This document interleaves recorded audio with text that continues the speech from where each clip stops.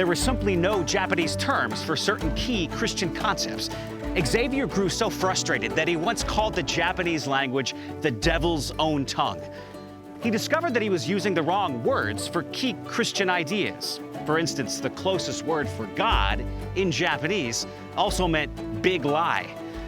Over time, the Jesuits created their own words for sharing the gospel and began having some successes.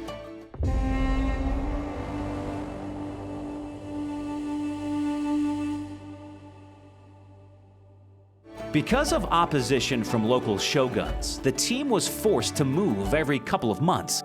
They would see about 100 people in a village come to Christ and then move on.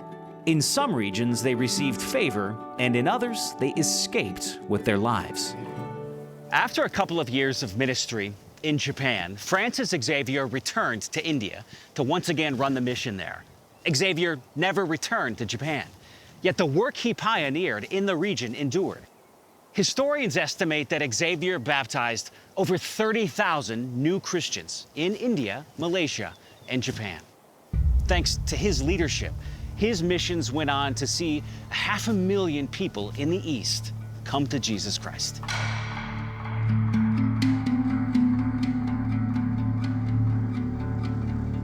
These are the grounds of the Imperial Palace here in Tokyo, the primary residence of the Japanese Emperor.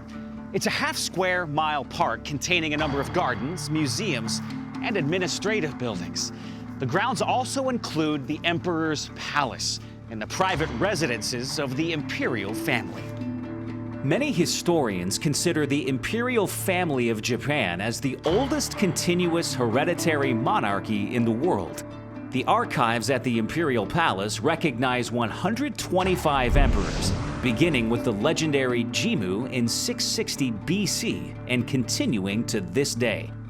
Under the present Constitution of Japan, the emperor no longer has true political power. He is considered the symbol of the state and the unity of the people.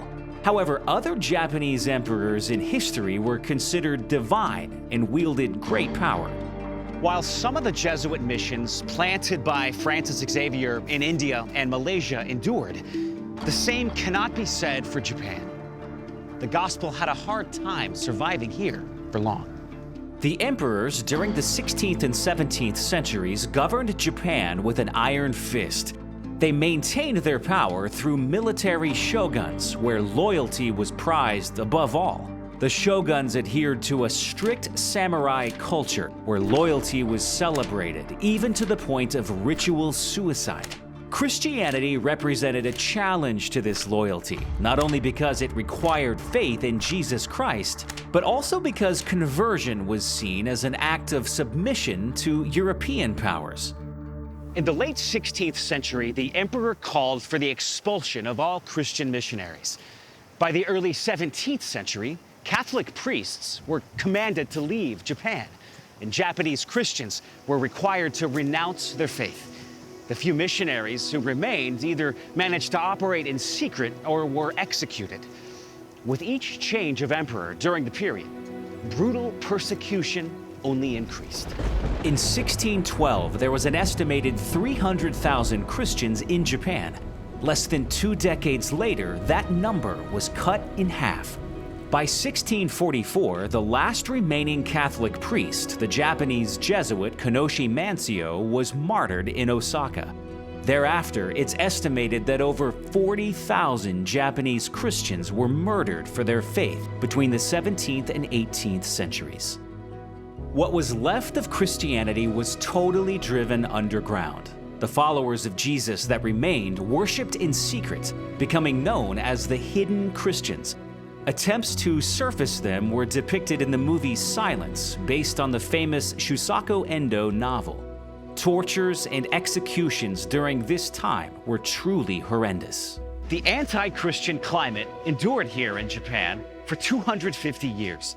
Finally, in the mid-19th century, the persecutions not only ended, but the formal ban on Christianity was over. Missionaries once again returned to the country.